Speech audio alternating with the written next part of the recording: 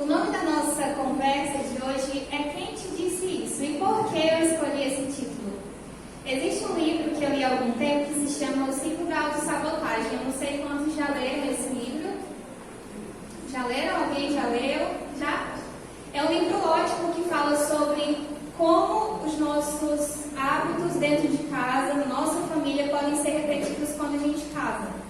É mais relacionado a coisas que a gente aprendeu no passado e acaba repetindo nas amizades, no casamento, no trabalho, em todos os relacionamentos. A gente acaba aprendendo de um jeito e repetindo da mesma forma.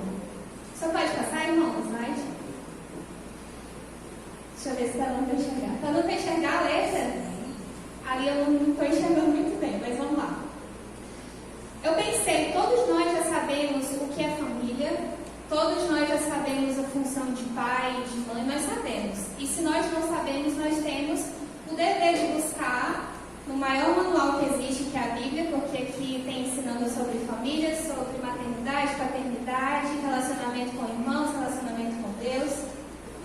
E graças a Deus nós temos conhecimento do Espírito de Profecia. O Espírito de Profecia, Ellen White, tem vários livros falando sobre alimentação, modéstia cristã e principalmente sobre educação no lar. Lar adventista, fundamentos do lar cristão. Também tem um livro chamado Educação da Criança. Então vocês têm um arsenal de livros que vocês podem ler para aprender mais sobre família e sobre a importância de cultivar o relacionamento com Deus dentro da casa de vocês. Nós temos, graças a Deus, muitos materiais excelentes para se usar. E aí eu fiquei pensando, que tudo que eu vou falar aqui vocês já sabem. Só que às vezes a gente já sabe e não pratica. Talvez o que vocês não estejam fazendo é praticando no lar de vocês. Mas antes de iniciar, eu gostaria de dar uma leve introdução para que vocês entendam do que eu vou falar aqui. Primeiro eu quero falar quem é Suzy. Essa foi a única foto que eu encontrei minha, não sei se está dando para ver. Bem apagadinha ali, segurando uma lancheira quando era criança. Eu nasci em Cruzeiro do Sul, uma cidade no interior do Acre. Rio Branco é a capital do Acre e a minha cidade, a nossa cidade, fica a 600 quilômetros de Rio Branco. Então é na pontinha do Acre. Então estamos numa ponta, a minha cidade é na outra ponta. Lá em Cruzeiro do Sul, nasci em 94. Eu aprendi que quando a gente vai chegando perto do espírito, a gente não fala mais a idade. A gente fala o ano que nasceu, vocês calculam aí. Não falam, não precisa falar. Mas eu era uma criança muito tímida. Muito tímida. Meus pais me chamavam de, essa menina é muito índia, que fica se escondendo atrás das pessoas. E o meu pai, ele perguntava se eu não estudava. Quando eu passava por alguém, não cumprimentava. Tu não vai para a escola, não? Ele me perguntava isso.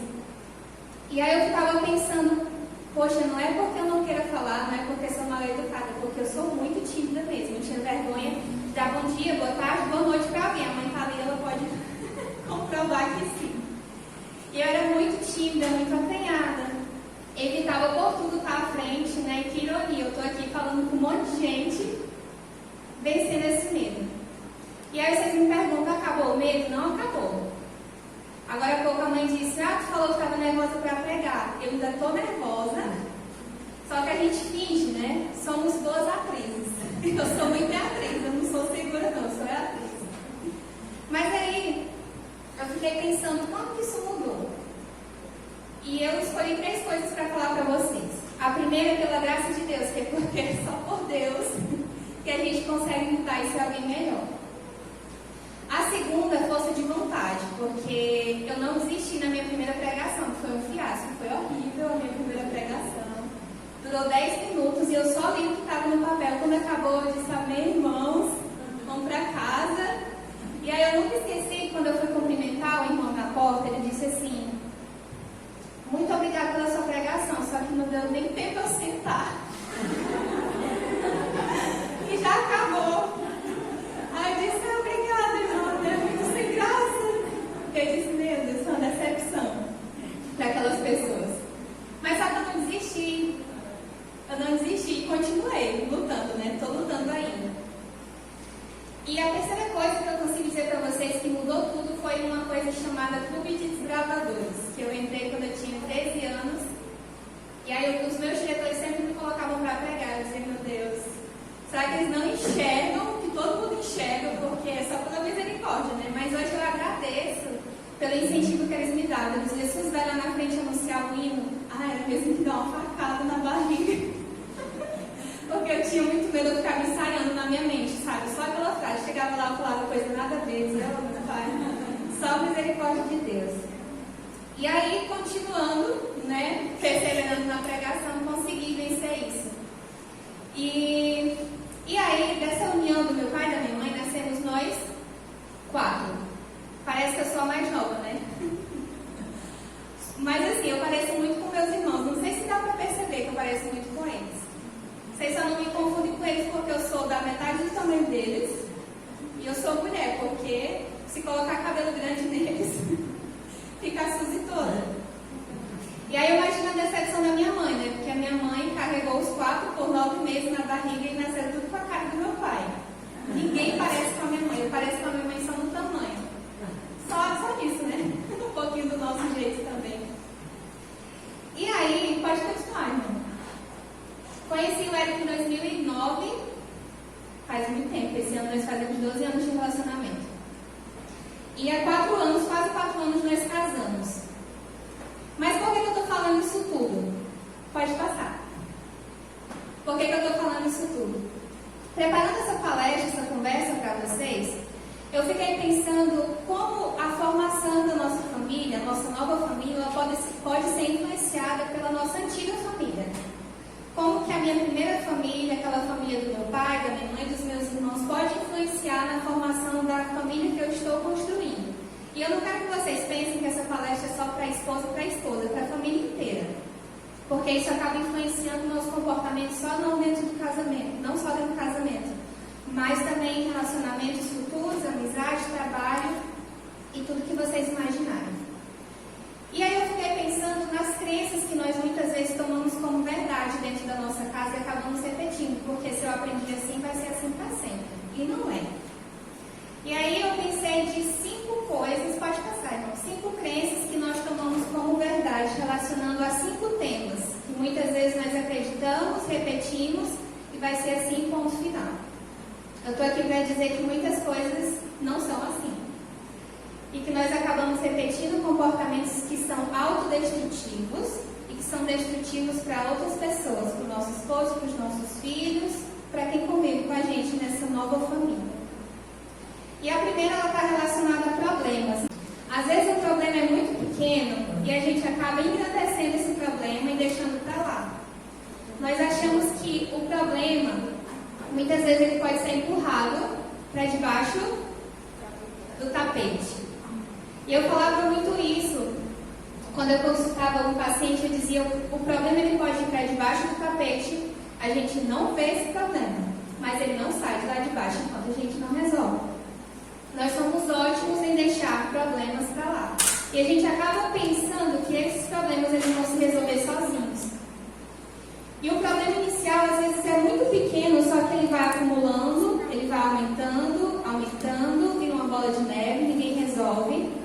E nós acabamos trazendo para o nosso casamento, para o nosso relacionamento, para a nossa família, conflitos que poderiam ter sido resolvidos de uma forma muito simples. Mas a gente acaba deixando o problema para lá. A segunda coisa é que não existe apenas... Pode voltar, irmão. Não existe apenas uma maneira de resolver problemas. Não é porque você aprendeu de um jeito que você precisa resolver desse jeito. Quando eu estava construindo o slide, eu lembrei de uma situação, de um vídeo de um casal que eu assisti. E esse casal, a esposa, ela disse que passou a vida inteira vendo os pais brigarem. E quando os pais brigavam, o que acontecia? O pai dela pegava o travesseiro, o cobertor e ia para a sala, para o sofá. Ela disse que todas as vezes que os pais brigavam, eles faziam isso. O pai pegava o cobertor, o travesseiro, deitava no sofá e só se falavam no outro dia. E ela vendo aquilo, ela disse, eu nunca vou fazer isso quando eu casar. Eu vou fazer diferente. Vocês acham que eu fiz diferente? Não. Ela casou e ela disse que na primeira discussão com o esposo, lá estava ela colocando o travesseiro e cobertor na mão e indo para o sofá. extraordinário que ela nunca tinha visto os pais fazerem. Ela disse que quando olhou para trás, o marido vinha com um travesseiro e um cobertor nos braços. Ele disse assim para ela: a gente não precisa repetir o que os nossos pais fizeram. Nós podemos resolver de maneira diferente. Então, se tu vai para o sofá, eu vou para o sofá. Se tu volta para a cama, eu volto para a cama. Porque a gente não precisa fazer do mesmo jeito que eles fizeram. Nós podemos fazer diferente. Não existe apenas uma maneira de resolver um problema. Existem várias maneiras. Isso só se dá quando você conversa com o outro. Porque nem sempre você enxerga daquele ângulo. Você pode enxergar de forma diferente. E por que a tua forma de enxergar é a certa de resolver o problema? Nem sempre é. Casamento também é resolução de problemas. Então entenda que um problema ele tem N soluções. E nem sempre a sua solução é a melhor para aquele momento. O terceiro ponto e último sobre esse tema, que são os problemas, é que conflitos também geram crescimento. Como assim? Quer dizer que eu tenho que brigar direto agora para eu crescer e amadurecer no meu casamento? Não. Só que, irmãos, nós somos de famílias diferentes. Nós temos pensamentos diferentes. Nós temos jeito, caráter, essência totalmente diferente um do outro. E aí, nem toda discussão, nem todo problema e conflito que chega ao casamento é para destruir o casamento. Não é porque você brigou, discutiu, desentendeu com seu esposo que tudo precisa acabar e agora você vai se divorciar porque ele não concorda em tudo com você. Ele nunca vai concordar em tudo, não. Sinto te dizer. Nem você vai concordar em tudo. Às vezes a gente precisa ceder, ter a razão para ter paz. Então entenda que crescimento ele também vem de conflitos e problemas. A segunda coisa, pode passar, é sobre o diálogo. Pode passar. O primeiro ponto que eu quero falar para vocês é que vocês podem sim discordar em algumas situações, mas que vocês não se machuquem. Vocês não estão competindo. Vocês não precisam se machucar se vocês discordam de um assunto. Existe uma frase muito conhecida de Freud. Freud fala que se num relacionamento todo mundo concorda, se os dois sempre concordam, é porque um pensa pelos dois. E eu sei que às vezes a gente precisa sacrificar, às vezes a gente precisa deixar a nossa vontade, o nosso pensamento de lado para que haja paz. Mas só que a gente vai se diferenciar em muita coisa. Antes de casar, a gente pensava que era muito igual ou parecido, né? Aí a gente casou. E percebemos que não somos, nós somos muito diferentes. E coisas simples. O Eric, ele ama acampar. Ele ama acampamento. Eu era desbravador, é vergonha falar isso, né? Mas, se eu tenho contato com qualquer tipo de mato, eu fico toda me coçando. Nós fomos para uma cachoeira quando a mãe chegou aqui, acho que vai fazer 3 semanas. Eu tô cheia de caroço ainda nas pernas, por conta da alergia. E ela não gosta, eu gosto de coisa mais confortável. Ela que gosta de vida louca, né? Acampar, escalar, fazer trilha, pra mim já é mais cansativo. O Eric, ele come sempre a mesma comida. Se der, tipo, frango, frito e arroz, ele come sem reclamar todos os almoços, pra sempre. Graças a Deus por isso. Eu não. Se eu fizer frango hoje cozido, amanhã eu não quero comer frango cozido. Eu quero comer frango frito, depois refogado, depois assado. Porque pra mim, eu enjoo muito fácil das coisas. Eu mudo muito rápido. O Eric é diferente. O Eric, quando acorda, ele reinicia, ele não acorda, né? Precisa, assim, de um tempo para reiniciar. Eu não, ele disse que eu sou 0 bala, eu pego. Levanto, já vou tomar banho, já vou fazer as coisas, né? Ele disse que eu já tenho uma lista do que fazer no dia inteiro. Aí ele vai lá, cadê? Já tem alguma coisa da tua lista? Eu vou fazendo, vou riscando. A gente é muito diferente. Mas eu vou condenar o meu esposo e passar a vida inteira brigando porque ele é diferente de mim. Não vale a pena. Não vale. E ele também não pode me criticar, né? Eu sei que tem coisas que a gente tem que mudar. Tem muitas coisas que a gente tem que mudar.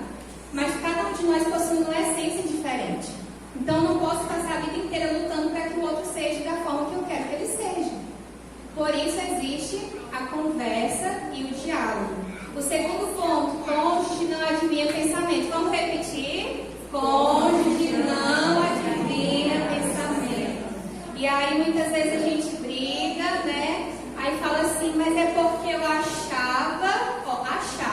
achava que tu estava entendendo o que eu estava querendo dizer. E aí a gente fica chateado porque a gente montou tudo aqui. Aí quer que eles adivinhem. Principalmente mulher, né? Eu falo porque eu sou assim mesmo. Eu sou assim também. Aí a gente pensa o quê? Nossa, mas eu queria que ele estivesse mais romântico hoje. Aí a gente fica esperando, né? A pessoa adivinhar. Nós somos crentes. Crente não usa bola de cristal. Sinto lhe informar que nós não temos uma bola de cristal para adivinhar. Converse. Fale o que você sente. Fale do que você gosta. E lembre que cada pessoa tem uma forma de amar e de se sentir amada. Não sei se vocês já leram As 5 Linguagens do Amor. É um livro muito bom, falando que cada pessoa tem uma forma de amar diferente. Lá em casa, eu vou citar exemplos que eu vivo, das minhas experiências. O Eric, ele é muito de palavras de afirmação. E o que são as palavras de afirmação? Ele me motiva muito, através do que ele fala. Então, ele sempre tem um elogio, ele sempre tem uma palavra de motivação, ele sempre me coloca muito pra cima. Ele diz, amor, tu tá tão bonito, gente. Aí eu vou ver no espelho. Se você diz, eu tenho que acreditar, né? Mesmo quando a gente não se sente assim, não é essas coisas. Comigo é diferente. A minha forma de amar e de me sentir amada é através de atos. Tempo de qualidade, desculpa, tempo de qualidade. Que forma que eu demonstro meu amor? Passando um tempo fazendo uma comida pro Eric, preparando uma tarde especial, preparando um passeio, tendo um tempo de qualidade com o Eric.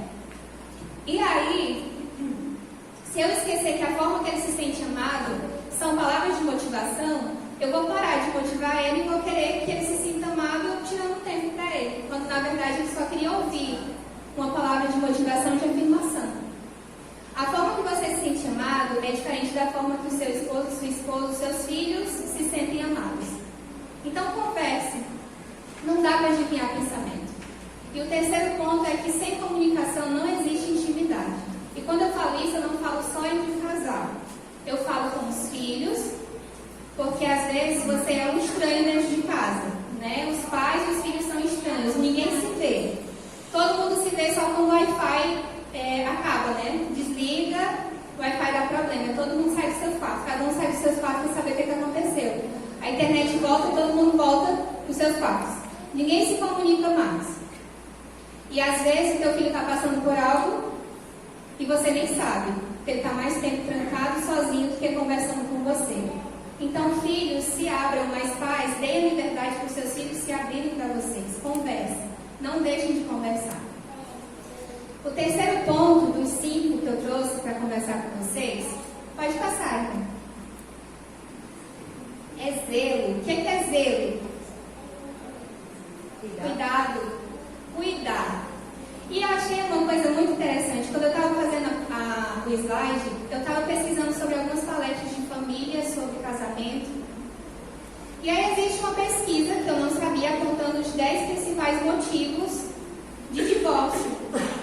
E aí se eu perguntar para vocês, o que vocês acham que é? Assim, qual a primeira coisa que a gente pensa? Divórcio. Traição. A gente pensa que é traição, né? Divorciou é porque teve traição. Eu sinto lhe dizer que não é. É bom, né? Então seja por traição. Mas traição está bem mais abaixo. Sabe qual é um dos primeiros? Vocês vão ficar chocados assim como eu fiquei. Obrigada. Falta de higiene. Falta de cuidado consigo mesmo. Falta de zelo. E aí eu quero trazer alguns pontos sobre cuidado e zelar no seu relacionamento. Pode passar. O primeiro é quando a gente trata melhor e cuida melhor dos que estão fora do que dos que estão dentro da nossa casa. E aí eu ouvia desde criança, não estou te culpando, tá, mãe? É só um exemplo, tá bom? Eu ouvia muito lá em casa de alguns pratos e alguns copos e alguns talheres ser para visita. Quem já ouviu isso? Quem já falou isso? Estou só observando vocês. E aí tinha uns pratos muito bonitos. A mãe dizia assim, isso aqui não é para o dia a dia. Isso aqui é para uma coisa especial. E aí o que acontece? Eu fiquei pensando sobre isso. Por que as pessoas de fora, elas merecem uma louça, um copo, um talher, uma toalha de mesa melhor do que a nossa família?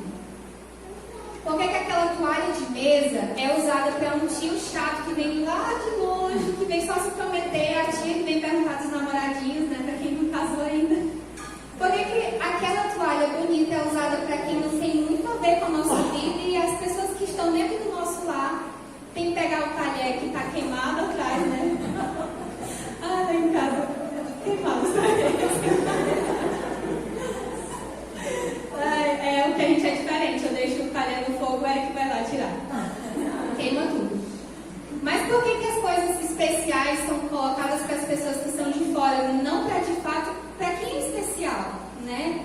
Será que a minha família não merece um talher, um prato bonito no pôr do sol? Será que aquela toalha, quando eu faço culto, aquela toalha de mesa, será que eu não posso colocar para a minha família? Porque a minha família, eu acho que vocês também pensam assim, mas são as pessoas mais especiais para mim. O meu esposo, a minha mãe, o meu pai, os meus irmãos, minha sogra, meus cunhados, são as pessoas mais especiais para mim, porque são minha família.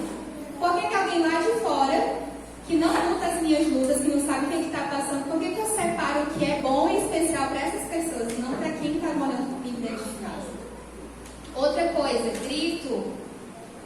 A gente acaba discutindo e grita, né? A gente tem um acordo lá em casa, que nenhum grita com o outro, quando um vai alterando a voz, o outro fala baixo, porque aqui ninguém grita. A gente ouvia muito, né? Eu ouvia muito, principalmente, de pessoas da minha família mesmo, quando eu discutia, alterava o tom de voz. Aí tem pessoas que falam assim, Suzy, mas eu não consigo, é natural. Tá, vamos imaginar uma situação. Você está gritando lá com o teu esposo, você está gritando com a tua esposa ali no teu chefe. Você atende gritando? Quem que atende gritando aqui? Então não diga que vocês não podem controlar, porque a gente pode controlar. Se alguém liga e você baixa o tom de voz, dá para controlar, não dá? E a gente acaba gritando com os que estão dentro. Mas os de fora, a gente trata muito bem. A gente diz sim para tudo, né? Os de casa não. Quer nem lavar uma talher, porque não fui eu que sujei, foi ele. Aí tem alguém de fora que lava, claro que eu lavo, né? Pega com muito gosto, faz, né? Sim, sim. Dentro de casa, não. Não. Por que os de fora têm um tratamento melhor do que a sua família, que é mais especial, que foi Deus que te deu? Você está cuidando dos seus? Pais, vocês estão cuidando dos seus filhos, cônjuges, vocês estão cuidando do outro, filhos, vocês estão cuidando dos pais de vocês. Cuidem, cuidem. O segundo ponto, vamos lá, homens, eu quero que vocês leiam comigo. Homens, digam aí. Não ouvi. Não ouvi. Homens. Quem das mulheres concorda aqui? Não, irmão, vocês gostam de homem fedido? Nem vi. Mas daqui a pouco tem das mulheres, tá? Não é errado ficar cheiroso para sua esposa. Não é errado cortar o cabelo, tirar a barba. Não é errado fazer nada disso. Como eu falei, um dos maiores pontos de separação é quando falta esse cuidado dentro de casa. E aí quando vai do trabalho, vai arrumado, né, com a roupa passada, cabelo penteado, mas dentro de casa. Por que também? Porque misericórdia, eu ouvi. Misericórdia. Pode falar. É interessante que a gente vê muito. Acontece o divórcio e depois aparece todo mundo lindo. Não é verdade? Eu já vi vários caras que eu nem conhecia a pessoa. Falei, meu, o que aconteceu com aquela mulher? O que aconteceu com ela? Ficaram tudo lindo depois que se separaram. O que aconteceu? Por que não se cuidou do casamento? O Eric sempre fala que quando a mulher se separa, né? Alguém quer falar? Tá, vamos diminuir o som, senão não consigo falar, tá bom? O Eric sempre fala, né? Quando alguém se separa, passa uma mão de verniz, né? Fica mais bonito, mais atrativo, né? Mas por que não cuidou? Como a irmã questionou, por que não cuidou dentro do casamento? Só que aí eu vou puxar a orelha das mulheres agora e daqui a pouco eu vou puxar dos homens, tá? Quando o seu esposo chega com o cabelo cortado, com a barba tirada, você elogia ou não? Sim ou não? Sim. Ah, tá. Quando ele chega com a roupa bonita, você elogia ou não? Pode falar, irmão. Fala pra serem sinceras. Ah, pra serem sinceras. O Eric não tem nem como eu não ver, porque o Eric diz: tu viu que eu tirei a barba? Tu viu que eu cortei o cabelo? Ih, amor, ficou lindo! Que homem lindo! Que Deus me deu, né? Mas nós temos que ter cuidado, porque como eu falei agora há pouco, você tem que ficar bonito dentro de casa, não é que você vai sair todo, né, com roupa furada, maltratado, despenteado, né? Mas se arrume para o seu esposo, para sua esposa, se arrume. Você quer falar, irmão? Não? Me passou na cabeça. Tá. Vamos lá. Terceiro, né, desse ponto. Vamos lá, mulheres. Agora são vocês que vão falar. Mulheres. Nossa casa não deve estar mais amada que nós. Dói, né, isso? Nossa casa não deve estar mais arrumada do que nós. Estou falando do dia da faxina? Estou falando daquele dia que a gente não está bem? Não estou falando isso. Só que eu lembro muito de Marta e de Maria, né? Que uma estava lá querendo dar conta de tudo e Jesus falou assim: olha, isso aí não importa tanto, né? Não é tão importante. Eu sempre falo para minha mãe, eu disse: mãe, a senhora vai, as coisas ficam. Repita comigo: a senhora vai, as coisas ficam. A senhora vai, as coisas ficam. Será que a minha casa é mais importante do que eu? Será que manter as coisas limpas é mais importante do que me manter limpa? Às vezes a gente acorda e já quer dar conta de tudo. Chega 4 da tarde, a gente ainda está de baby doll. A gente pensa: muito cheirosos estamos, né? Nesse ponto da tarde, de baby doll ainda, descuidados, com o cabelo lá em cima, assanhadas. Nós estamos cuidando também da nossa aparência. E aí, eu puxei a orelha das mulheres, agora eu vou puxar dos homens. Quantos homens aqui gostam de quando chegam em casa e quando estão em casa, suas mulheres estão lá cheirosas, bonitas? Quantos homens gostam? Acho que todos, né? Agora eu vou puxar a orelha de vocês. Será que a tua mulher está tendo que dar conta de tudo e você não está fazendo nada em casa e é por isso que ela não tem tempo para se arrumar? Doeu essa também, foi? Eu sei que doeu. Teve homem que se mexeu aí na cadeira, eu percebi. Às vezes a tua mulher não tem tempo de se arrumar e você fica reclamando que ela não está arrumada, não está cheirosa, bonita, porque você não ajuda ela a limpar o banheiro, a passar um pano na casa, a ficar com os filhos quando ela precisa, tirar um tempo para ela. O que vocês estão fazendo também? Nós precisamos ter zelo e cuidado uns com os outros. E por último, vamos ler juntos isso aqui? Se não cabe o seu cônjuge, você também não cabe.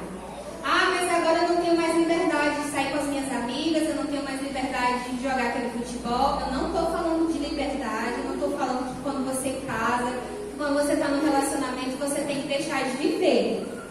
Não estou falando isso. Mas eu pergunto a você, quando você está naquele círculo de amigos, homens, será que Jesus cabe ali naquelas conversas? Será que Jesus está se agradando das conversas que vocês têm com os amigos de vocês? Pode ser que vocês estejam, seja numa roda de amigos, num jogo de futebol. Será que aquelas conversas agradam Jesus? Eu acho que se não agrada Jesus, também não agradaria o seu cônjuge. Mulheres, quando vocês estão com as amigas, quando vocês saem, quando vocês têm um momento de vocês, cabe Jesus ali naquele momento?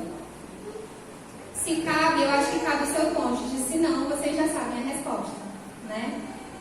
Se não cabe a pessoa que eu amo, será que o que eu estou fazendo ali eu não faria na frente dele? Eu sei que tem conversas, né, que são próprias para um amigo, com Deus, com os pais. Para cada pessoa nós temos uma conversa diferente. Mas será que eu estou edificando a minha vida? Será que eu estou honrando e sendo fiel ao meu cônjuge? Porque nós não somos só fiéis quando você escolhe não trair, mas é numa conversa, é você cedendo, é num olhar, é num pensamento. Será que cabe Jesus ali? Será que cabe o seu cônjuge? Se não cabe o seu cônjuge, também não cabe você. O quarto ponto, pode passar. apoio. Pode passar a idade. O primeiro ponto sobre o apoio é que nós devemos lembrar que as nossas palavras elas podem impulsionar ou elas podem destruir os sonhos de alguém. Não esqueça isso. Principalmente quando nós ouvimos dos nossos pais. Eu não sei vocês, mas de todas as pessoas que eu já conversei, existem coisas ruins que vocês ouviram lá atrás, do pai ou da mãe de vocês, que a gente nunca esquece. Esquece. Por mais que diga que perdoou, por mais que diga que aquilo não dói mais, mas tem coisas que a gente nunca esquece. Conversando uma vez com uma pessoa muito querida nossa, ela disse que sonhava em ser engenheiro. E um dia, ela foi conversar com o pai dela. Essa pessoa chegou ao pai dela, contou o sonho. E o pai dessa pessoa disse mais ou menos assim: quem nasceu para não ser nada, nunca vai ser nada. Nunca vai construir nada. Vocês acham que ele se tornou engenheiro? Não. Ah, Sus, mas tem que ter força de vontade. Mas se você não tiver apoio, é muito mais difícil você ter força de vontade. É muito mais difícil você construir um sonho quando você chega em casa e todo mundo vai contra a correnteza e você tenta lutar sozinho. A tua família não te apoia, a tua família acha que é bobagem, a tua família acha que é frescura. E às vezes nós acabamos repetindo isso na nossa casa, destruindo os sonhos do nosso cônjuge, destruindo os sonhos dos nossos filhos, destruindo os sonhos de alguém que a gente ama. Mas como a gente aprendeu a repetir aquelas palavras, nós estamos só repetindo, destruindo os sonhos de outras pessoas. As suas palavras, elas podem edificar a vida de alguém, ou elas podem destruir a vida de alguém. Não é à toa que na Bíblia fala que a língua é o órgão mais poderoso e mais destruidor que existe, né? É através das nossas palavras que nós construímos ou nós destruímos. Não esqueça disso. Então eu gostaria que você refletisse quais são as palavras que você tem dito dentro de casa. Você tem acreditado? Se o seu esposo ou a sua esposa quer fazer uma faculdade, você tem estimulado ele a fazer? Talvez ele não foi estimulado dentro de casa. E aí talvez ele pense: nossa, mas eu tenho uma idade tão avançada, será que eu consigo? Consegue. Por que não? Porque te disseram que você não consegue? Você tem apoiado os sonhos de quem você ama? Você tem apoiado e dado palavras de afirmação para quem você acredita? O segundo ponto é que, ao primeiro sinal de descaso dentro de casa, o apoio é buscado fora de casa. E eu não estou justificando traição. Eu não estou dizendo que, mas se você não recebe uma coisa, você tem que buscar lá fora. Eu não estou falando isso. Vamos usar o exemplo de pais e filhos. Quantas vezes nós ouvimos e que, mas ele nem conversa comigo, ele prefere ouvir os amigos lá fora. Eu não falo que é totalmente culpa do pai ou da mãe, porque os filhos também têm escolhas. Mas quantas vezes você deu ouvidos a esse filho que queria conversar e você disse que não, era besteira, que era bobagem que ele estava falando? Ah, mas eu tenho um sonho. Não, nem adianta, porque fulano tentou esse sonho e não conseguiu. Aí pronto. Por que ele vai conversar com você se você não acredita no que ele quer propor, se você não acredita nos sonhos dele? Pode passar o slide.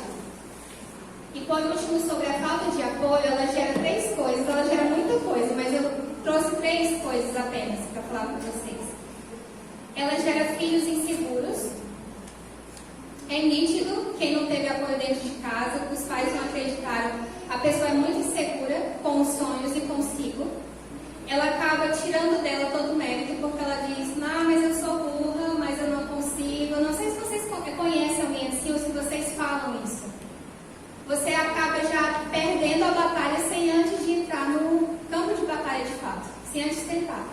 Na verdade, a gente tem que cuidar, porque muitos pais, porque o meu pai, quando ia me ensinar, sempre me chamava de burra, né?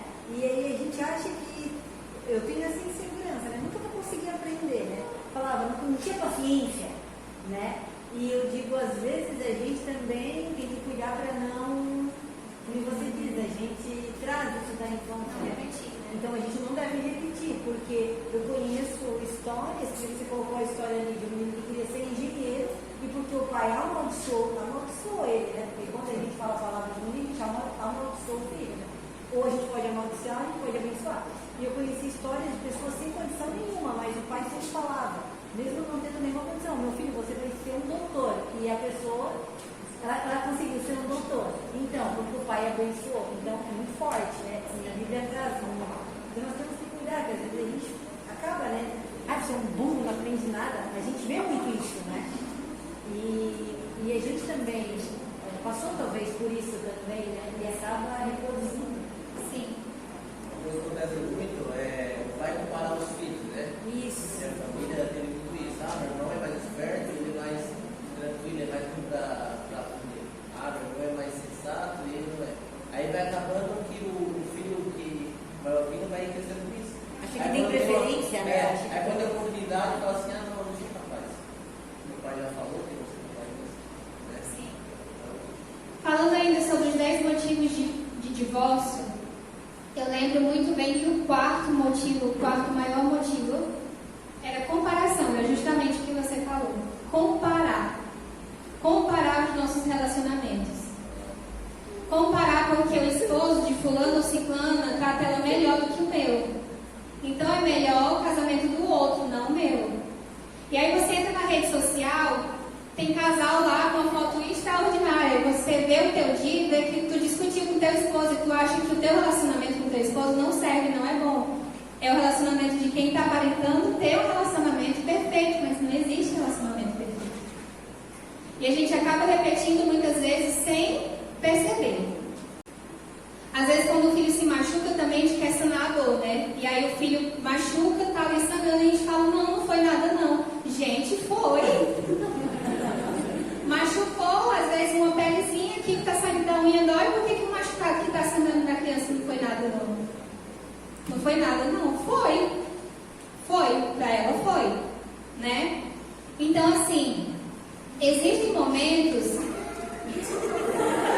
Tá tudo bem. Tá tudo bem. É uma criança. Ela tem que comer. Entendo. Eu te entendo, criança. Estamos de jejum. Pois é. E a gente acaba repetindo isso sem muitas vezes perceber. Não é? Exemplo. Eu estava vendo esses dias no Instagram, porque no Instagram tem muita coisa que edifica, mas tem muita coisa que, né, a maioria das coisas não. E eu ouvi numa briga de uma pessoa famosa que ela rejeitava as pessoas porque ela disse: a minha mãe, quando brigava comigo, passava dias sem falar comigo. E eu sobrevivi. Olha a ideia mal formada lá no passado. Como que ela trata as pessoas? Ela trata mal, ela humilha e passa dias sem falar. Mas será que essa é a melhor forma de resolver? Não, foi a forma que ela aprendeu. E eu sei que é muito difícil, porque você constrói uma ideia e aí você tem que desconstruir essa ideia para construir uma nova ideia. Eu apanhei e não morri. Eu apanhei e não morri. Não é? Faltou isso, eu estou viva. Mas no meu tempo... essa é a mais famosa, né? No meu tempo, gente, eu me peguei falando isso para meus irmãos. No meu tempo. No meu tempo não era assim. No meu tempo eu não falava assim com a mãe. No meu tempo, né? Os tempos são diferentes. E eu vi algo extraordinário de uma palestrante chamada Rosana Alves, eu acho. Rosana Alves. Não pode cortar ela, mas não é que os tempos são diferentes. Naquela época também não era para ter agido daquela forma. Eles que também não tinham conhecimento. Sim, às vezes a gente pensa, nossa, mas era melhor no passado. Pode falar, irmão. Dava graça que chegava no mês de fevereiro, era só 28 postos. Irmão, olha, eu não vou mais rir, porque isso é sério. Eu tô rindo, mas é sério. Porque às vezes a gente trata como algo qualquer, não é? De tipo, nossa, eu apanhei. E a gente acaba replicando isso. Né? Se eu apanhei, eu tenho que bater também. A violência, nunca vi a violência resolver nada. Né? Isso não quer dizer que você não tem que corrigir os seus filhos, porque filhos precisam de limites.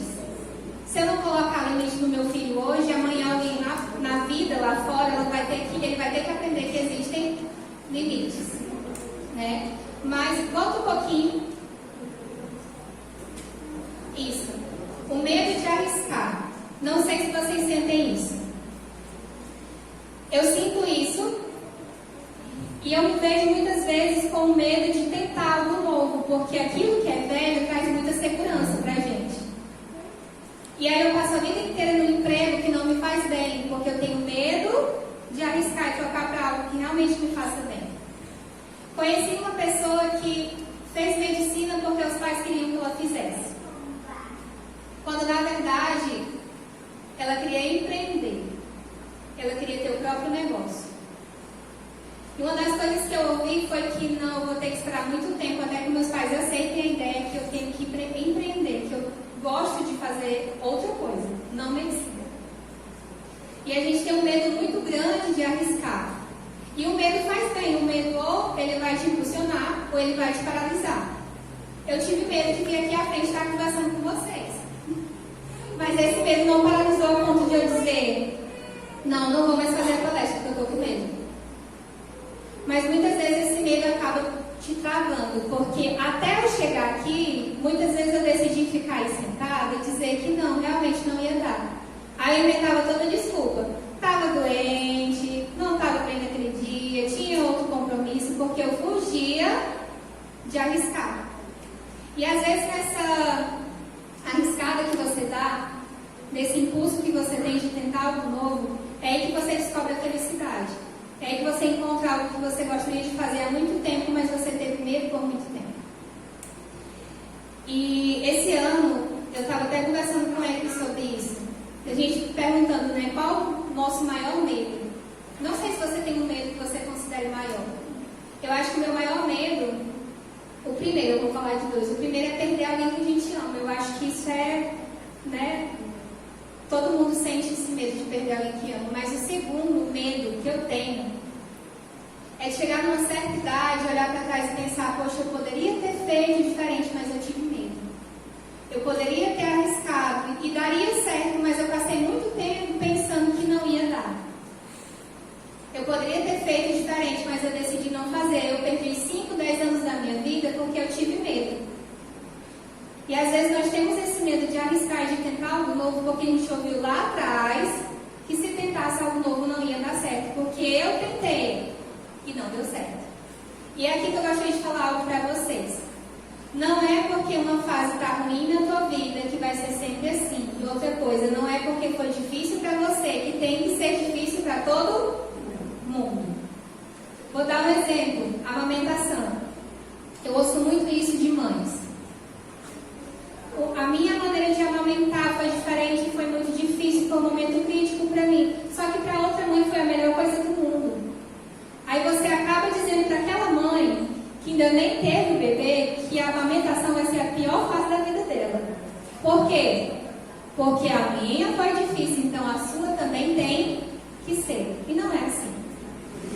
Antes da gente casar, a gente ouvia muito que não era pra gente casar, né, amor?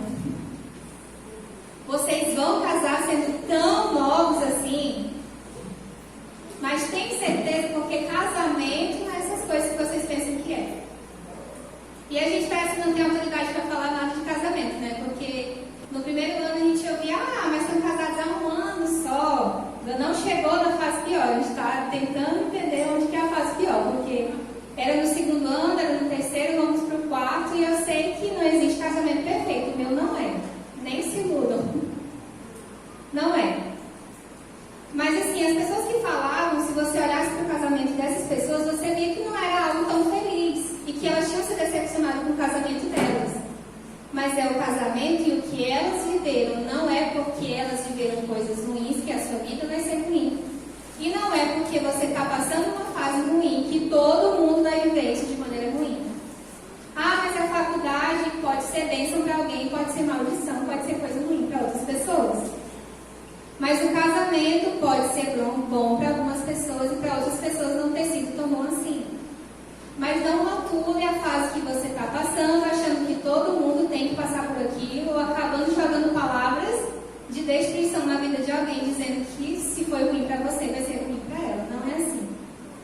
E o primeiro ponto que eu falei, não é porque uma fase está ruim no seu casamento, no relacionamento com seus filhos, com a sua família, que vai ser sempre assim. Graças a Deus, temos Deus. Graças a Deus, nós temos Jesus, que morreu por nós pelo maior sacrifício, que nos deu a oportunidade levar ele para as pessoas também dentro da nossa casa. E o terceiro ponto é a baixa autoestima. Quando você não apoia, você também gera a baixa autoestima nas pessoas. São pessoas que não acreditam em si, são pessoas que acham que os outros sempre vão conseguir e elas não. São pessoas que se comparam demais, porque sempre os outros que vão conseguir, parece que os outros têm um poder vindo do alto extraordinário que elas nunca vão atingir. Porque é mais fácil achar que o outro é melhor do que eu acreditar em mim mesmo. E a gente tem uma facilidade muito grande de acreditar no outro, né? Mas quando se trata da gente, as coisas mudam. Apoie quem você ama, não deixe para depois. Apoie, dê palavras de incentivo, palavras de afirmação, porque as pessoas precisam disso. Ontem nós saímos para uma ação com o nosso vizinho, nós fomos entregar marmitas para moradores de rua. Tarde da noite. E aquelas pessoas, elas marcam muito o que elas falam para a gente. E o nosso vizinho até falou assim, a gente pensou que ensinar, que ia falar de Deus, mas as pessoas que nós servimos falaram muito mais de Deus para nós. Nós que saímos aprendendo de tudo que nós fizemos aqui hoje. E assim, quando elas olham pra gente, elas veem a gente como, meu Deus, salvou a minha vida hoje. Um prato de comida. Aquelas pessoas se sentem abraçadas por isso. Elas se sentem queridas por isso. E aí elas recebem uma palavra de apoio e você vê que aquela pessoa séria que parecia estar triste, ela já apresenta aqui um sorriso. A gente já sai orando por ela, conversando, e ela está sorrindo. Uma palavra que você deu. Você já experimentou dizer para o teu filho que ele está bonito, que ele é... Que ele está, não, é que ele é. Que ele é bonito? Você já experimentou falar para a tua esposa que ela é a mais linda entre todas as mulheres? Você já experimentou falar para o seu esposo que você acredita nele por mais que o mundo não acredite? Você já tentou motivar as pessoas por meio de um abraço, de um aperto de mão ou de um sorriso? A gente ia muito para as ruas fazer abraço grátis, né? A gente sente muita falta disso. Mas depois de um abraço, uma pessoa se sente tão motivada. E quando eu fiz isso, na época da faculdade, as pessoas falavam, nossa, eu ganhei meu dia. Aí você pensa, nossa, mas é só um abraço, né? Foi só um abraço.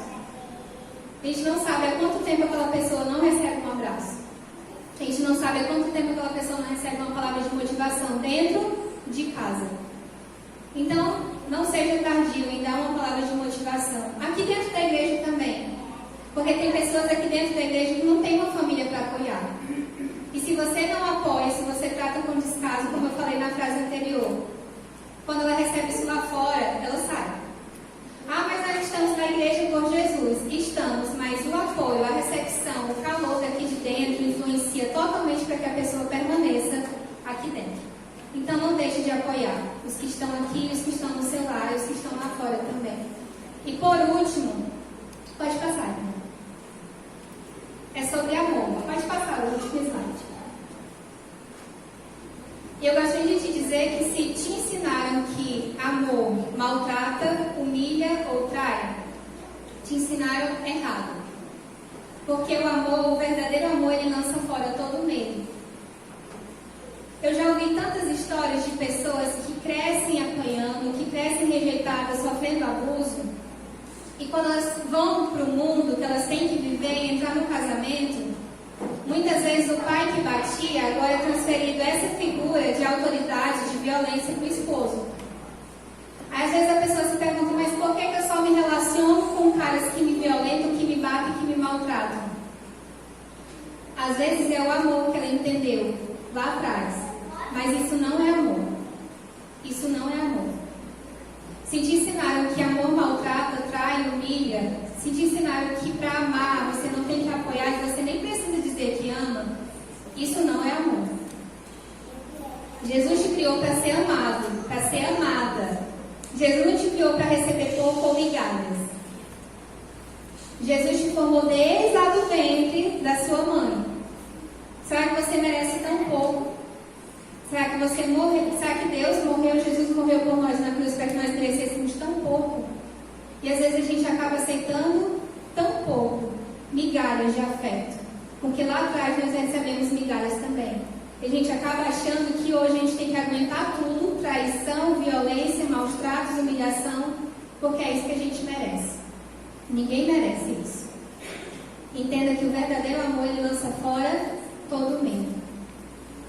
E por último, amor é escolha, não é circunstância. Não é porque hoje eu discuti com meu esposo, me desentendi com ele, que eu deixei de amar. E às vezes a gente acaba achando que amor é aquele fogo de paixão que vem todos os dias. Não é. Amor é decisão. E às vezes quando eu me decepciono com meu esposo, porque quando você entra no casamento, você vai se decepcionar. Quando você tem um filho, você vai se decepcionar. Quando você tem uma amizade, você vai se decepcionar. Relacionamentos estão sujeitos a decepções, porque nós somos pessoas erradas. Mas quando ele me machuca ou me decepciona de alguma forma, hoje eu tento lembrar por que eu casei com ele. Por que eu casei com ele? E aí nesse momento, por mais que a raiva seja maior no momento, né? Por mais que a decepção, e às vezes a gente quer descontar, quer falar um monte de coisa, mas aí eu lembro que eu casei por ele porque ele tem muito mais qualidade do que defeitos. E tem muito mais coisas boas do que coisas ruins. E a gente acaba não lembrando disso na maioria das vezes, né? Eu não amo mais, eu não quero mais. Casamento e relacionamento não é uma coisa que você descarte hoje, que você encontre amanhã. Não é uma coisa que você pode acabar hoje, quebrar hoje, tacar os cacos hoje e aí remendar. Casamento é construção. Nós não somos objetos que vêm prontos, né? Essa Bíblia, eu peguei ela pronta, ela está bem velhinha, né? Mas ela está pronta. Esse caderno também. Essa cadeira também é um objeto. Nós não nascemos prontos, ainda mais com relacionamento para o casamento. Nós somos moldados com o tempo e somos seres humanos em eterna construção, modificação, maturidade, crescimento, discernimento, sabedoria. Até Jesus voltar, nós vamos continuar lutando para sermos melhores a cada dia. Mas é só com Jesus. E por último, eu acho que é um versinho da Bíblia aqui. Pode passar o slide? Por último, não, antes do verso, eu trouxe 3 dicas bônus. Eu gostaria que vocês lessem a primeira. Não se demore em demonstrar amor. Hoje de manhã, na mensagem, eu disse para vocês que eu estou muito tempo longe da minha família. Eu consegui visitar eles em novembro. Mas eu não sei quando que eu vou ver minha família novamente, né? Depois que a mãe voltar para o Acre, eu não sei quando que eu vou ver minha mãe novamente. E acontece uma coisa, eu não sei se a família de vocês mora longe, mas acontece sempre comigo. Eu estava até conversando com a mãe esses dias. Que sempre quando eu vou e eu volto, no momento que eu volto, eu fico pensando, poxa, eu poderia ter feito mais coisa para a mãe, eu poderia ter visitado mais meu pai, eu poderia ter aproveitado mais momento com fulano, ciclano, eu poderia ter visitado um amigo que estava precisando de mim. E eu começo a pensar no que eu poderia ter feito e eu acabei não fazendo. E é incrível como isso acontece quando nós perdemos alguém. Em 2016 eu perdi meu avô. E o meu avô era uma pessoa extraordinária. O melhor avô. Quem concorda respira. Nem conhece ele. Mas ele era uma pessoa extraordinária. Quando eu perdi meu avô, eu fiquei pensando o que eu poderia ter dito para o meu avô que eu não falei. Ano passado eu perdi a minha tia e a minha avó. Eu estava muito tempo sem ver as duas. E eu consegui falar com a minha tia pela última vez, dias antes dela falecer. Eu recebi um vídeo da minha avó, que eu tenho guardado até hoje. Ela falando, mandando beijo, um abraço. Mas eu fiquei me perguntando o que eu poderia ter feito a mais que eu não fiz. Que eu não disse que eu não tinha tempo, que eu disse que não dava no momento. Porque a gente sempre acha que vai ter um tempinho sobrando para dizer o que falta dizer, para demonstrar o que falta demonstrar. Não se demore em demonstrar amor. Jesus não se demorava em demonstrar amor. Ele demonstrava amor a todas as pessoas que ele conhecia, que ele convivia. Então não demore. Porque o seu esposo, a sua esposa, a sua mãe, os seus filhos, os seus pais, eles estão aqui hoje, mas não é a segurança que eles estejam amanhã. E é forte falar isso, né? Porque, como eu falei para vocês, eu tenho muito medo de perder cada um deles. Mas a gente tem que valorizar agora. Então não perca tempo, irmão, criando fofoca, ou então dizendo, eu não vou perdoar porque o seu erro foi muito grave. Conversem, tenham diálogo dentro de casa. Muitas vezes uma coisa pequena vira uma tempestade com um copo d'água, coisa que poderia ter sido resolvida numa conversa. Então não se demore em demonstrar amor. A segunda coisa é que ser vulnerável não é vergonhoso. Ensine os seus filhos que ser quem eles são não é vergonhoso. De que demonstrar amor, de que demonstrar sentimento, que chorar não é vergonhoso, porque vulnerabilidade não tem a ver com vergonha. Tem a ver com mostrar quem você é. Ser vulnerável é mostrar quem você é, sem ter vergonha disso, acreditando em si. E a terceira dica é que casamento nasceu no coração de Deus. Não só casamento, mas todo tipo de relacionamento. Deus nos fez para nos relacionarmos uns com os outros, para vivermos em união. Então, entenda que relacionamento, igreja, casamento, união entre esposo e esposa, relacionamento entre pais e filhos, tudo isso foi criado no coração de Deus. Então, não tem como algo que Deus fez ser ruim, porque Deus não erra. Às vezes, nossas experiências acabam nos fazendo pensar que isso tudo é ruim, mas não é. São só os nossos olhares que às vezes estão distorcidos. E por último, agora é realmente a última, tá? Prometo. Eu falo demais. Pode passar a slide? Vamos ler juntos? Porque daqui eu não enxergo, gente. Mas eu vou confiar em vocês, tá bom? Vamos lá, 1, 2, 3 e...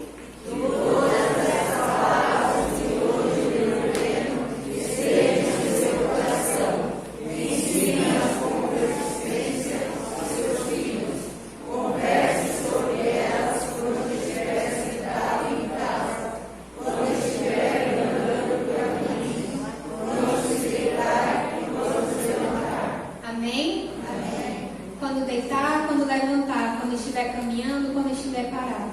Não esqueçam dessas palavras. E o que Deus quer dizer com isso? Relacionamento. Se eu caminho com alguém é porque eu estou lado a lado com a pessoa. Se eu converso com alguém é porque Deus também quer, através disso, te dar um relacionamento saudável e bom.